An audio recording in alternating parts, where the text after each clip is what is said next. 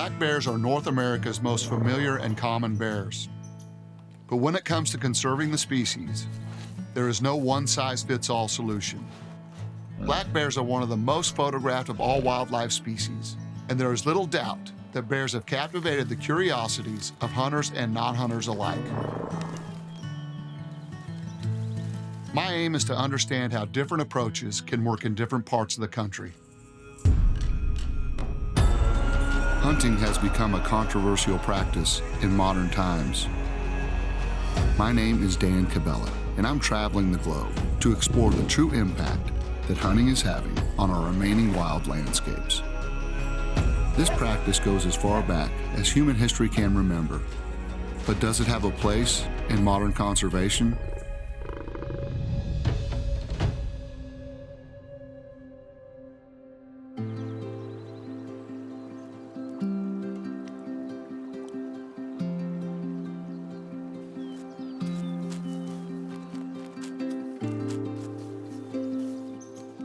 Bear hunting is deeply rooted in our history, and the hunting of American black bears has taken place since the initial settlement of the Americas.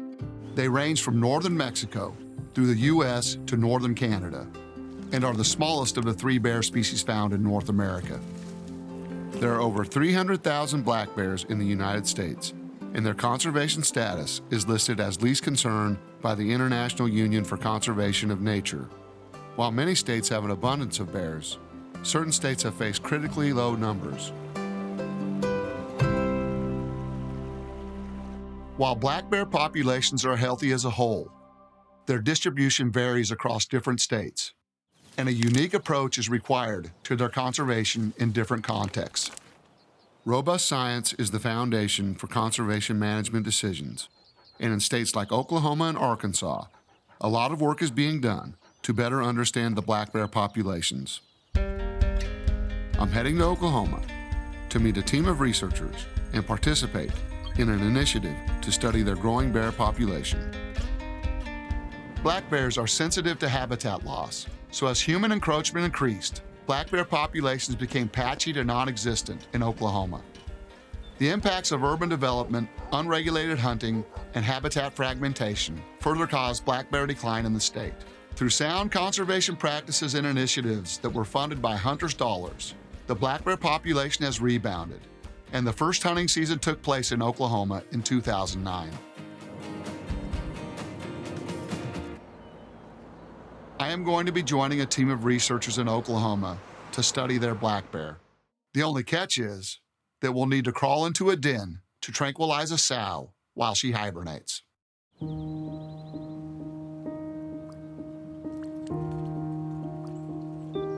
Since you've started doing this, has the population increased or just been stable, decreased? So when we jumped back into this area back in 2014 to start studying again to see how the hunting season had affected the population, we were pleasantly surprised that even with a really good harvest, that we're still seeing that this population has about a 3 or 4% growth rate. So it is still slowly growing, even though we're still giving the hunters the opportunity to be able to harvest. Black bears create their dens in the ground, under a windfall or in a hollow tree or cave. Once a den is located, the female with cubs is immobilized and put to sleep with the use of a jab stick containing a dart loaded with anesthesia. And the cubs are then removed, weighed, measured, and sex is determined before being returned to the den.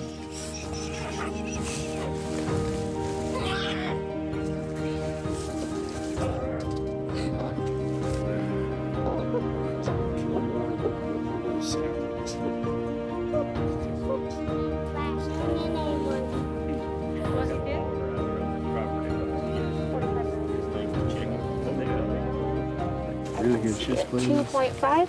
2.5. Because they are too small to apply ear tags, each cub will have a microchip inserted under the skin, which will be used to age bears into the future if one is harvested or dies of natural causes.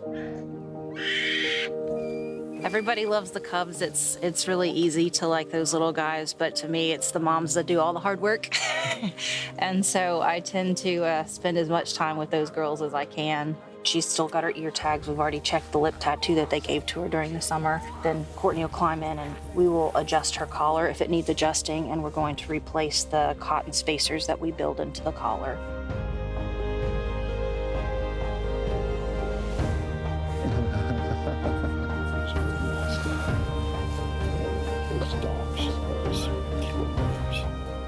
It's like something I never could have imagined. Really cool. I mean, this is awesome. Hard to describe. Beautiful. Mom's waking up, so we're putting the cubs back in the den, and I think we're about to wrap it up here.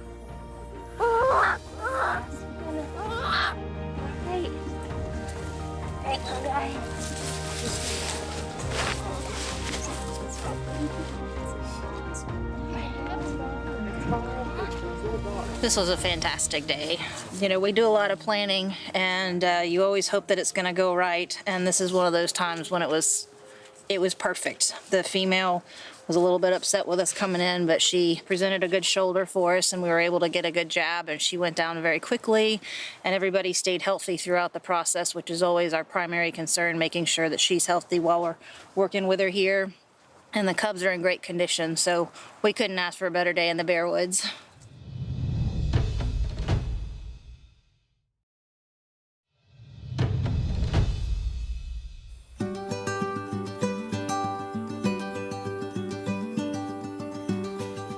After a successful bear denning, I'm off to Arkansas, where conservationists have been working hard to restore their bear population. Arkansas was once known as the Bear State, with pre-settlement estimates of up to 50,000 bears. Once settlers arrived and began to clear and farm the land, suitable bear habitat became scarce. In the 1930s, it was estimated that Arkansas only had 50 black bears left. Bear hunting was officially banned in 1927, and the ban continued until 1980.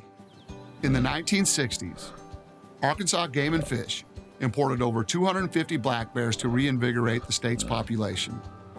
This repopulation is one of the greatest success stories of wildlife management in the United States. The latest estimate is around 5,500 bears statewide. The project I am participating in aims to monitor the population growth rates in Arkansas by equipping adult females with tracking collars across the bear range, which will also be used to monitor reproduction rates, as well as provide valuable harvest information, enabling the state to make informed conservation management decisions. Myron Means and his team are taking me to check on the bear traps they have been using to attract a suitable candidate to fit with a GPS collar. So, you know, we'll put the sardines in here on the bait hook, bait them in there, and so when the bear comes up to it, they can't stick their nose in there because it's too big, so they're gonna back up, and theoretically, they're gonna stick their hand in there, and when they do pull the bait hook down, this throwing arm assembly will come up and cinch this snare cable here that we have inside the bucket, like so. And it'll go tight around their foot, and they'll be tethered to the tree. You know, right now we're kind of battling Mother Nature. We're battling a pretty good blackberry crop. Bears are just that way, you know, when Mother Nature provides, sometimes it's hard to replace that. And that's why we're going to give them a little dessert this morning. That's right, we're gonna give them a little sweet. You know, if they're used to eating sweet, we're gonna give them a little sweet. So we're gonna mix some raspberry Jell-O packets in here. We're gonna mix some vanilla extract, which has a really good, strong aromatic smell. Well, let's hope that makes a difference. Let's hope.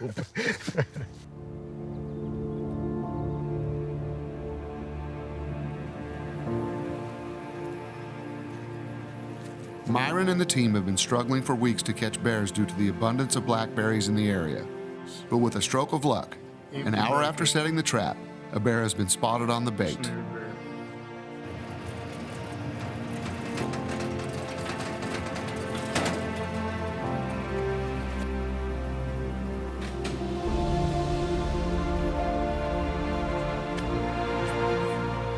It's the very beginning of a great project. So, Exciting for sure. yeah, this will be the first GPS collar put on a bear in the Gulf Coastal Plain. ever. So, yeah, That's pretty cool when you think about it. it is. It is. The bear is in the trap, and the team prepares the dart gun and equipment needed for the collaring and sampling process. The drug cocktail that we're using on this bear is BAM. It's a really good drug that we found on bears. Once he's darted, it'll probably take him 5 minutes or so before he's, manageable, handleable. So this particular dart assembly is a side inject port. In other words, it doesn't inject out the end like most darts do because it doesn't want to blow the dart back out of the animal. It doesn't use a chemical charge or a powder charge. It has a stopper here and a plunger here, and this chamber is filled with air pressure. And the ports on the needle is covered with the sleeve, so as it goes into the animal, pushes the sleeve off of these ports, and therefore the pressure in here pushes the plunger forward and delivers the drug out the side. It isn't barbed, so it's less trauma to the animal. But you got to charge them with air first.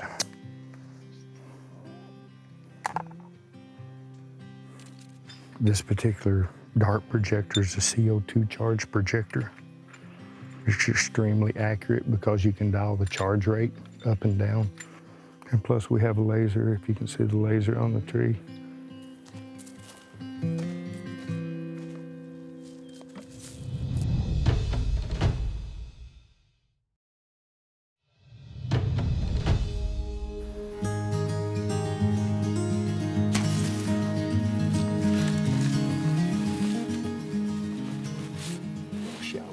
So we moved her uphill so that the pressure, her organs are off her diaphragm. It'll make it easier for her to breathe.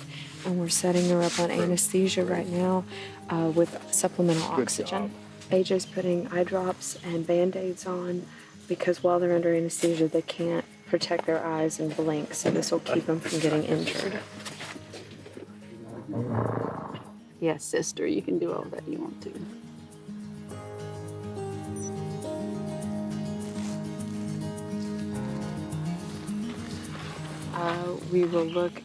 We'll bank them and look at viral exposures. I'll put that too. These will be kind of our control population compared to our population that's affected with mange to see if there's any relationship there between viral exposures that could make them immunosuppressed and the development of clinical mange. Each bear is fitted with a GPS tracking collar.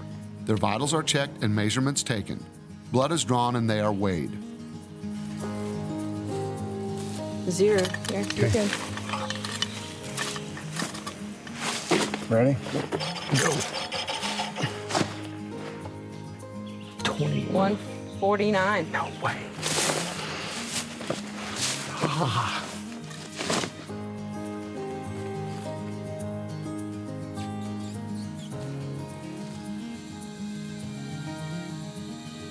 All right, you should get those. Hey, baby. Easy. Hey. Things change in a hurry. Do they ever?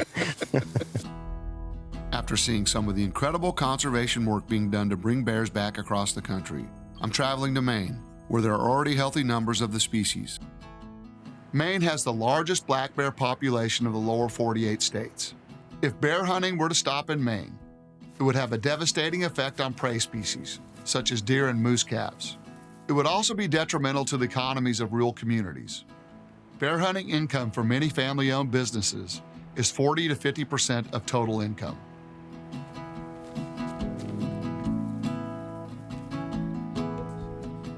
By hunt or harvest, prevent the bears from getting to a density that's so high that it's unhealthy for them.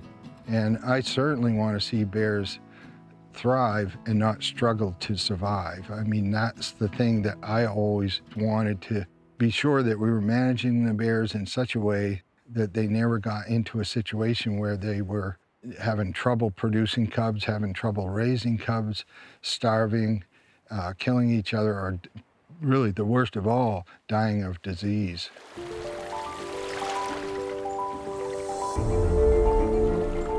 Maine is home to pristine habitat for black bears, and we head out in search of a suitable male for me to harvest.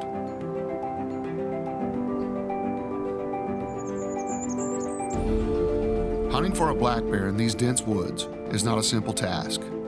It requires many days of hiking, driving, checking trail cams, and following tracks before getting an opportunity.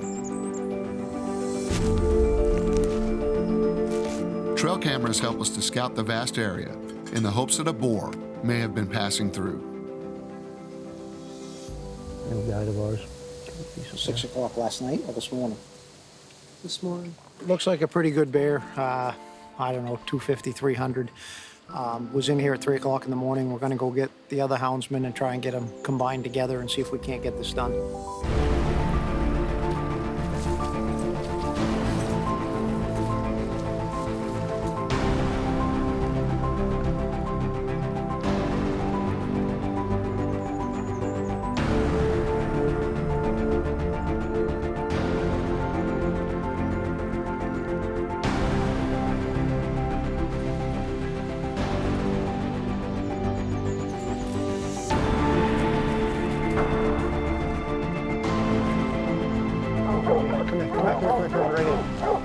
Give him a second. Let him start to get the thing down. If that bear starts to come down, you shoot him. Right now? Right? Just the left of that. Right there.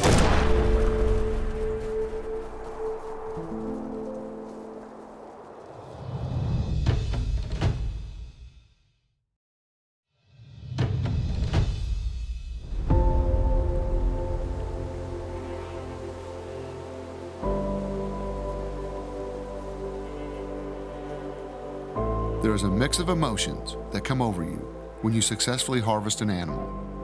But no matter your feelings on the topic, the fact is that well-regulated hunting is an effective conservation tool, and it generates a large amount of funding that is in turn used to protect the species.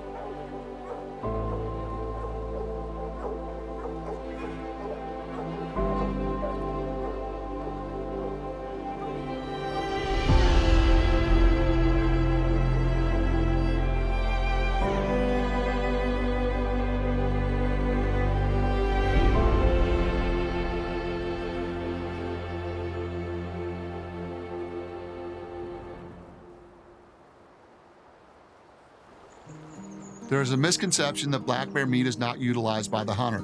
Black bear meat is fantastic eating, and is particularly great in stews, chilies, and sausages because of its high fat content. Native Americans utilized black bears each season, and the meat of the black bear was a preferred food source of the American frontier. Today, Nathan from OMM Outfitters is taking me to taste some black bear meat and find out more about how it is processed.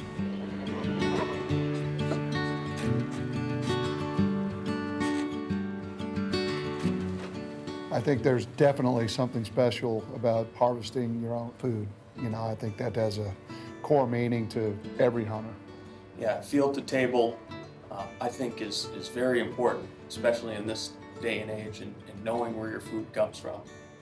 So yeah, hot Italian, sweet Italian, this is summer sausage, and this is the blueberry apple breakfast sausage. Wow. So this is all bear meat here. A lot of people might not realize the variety that you can get through these sausages and different meat cuts out of a bear. I mean, the pepperoni, you could really cut the pepperoni up, put it on a pizza, and you wouldn't notice the difference. Not all conservation conversations are the same, and as I learned by visiting the 3 different states, black bear conservation is complex and requires a unique approach in each landscape.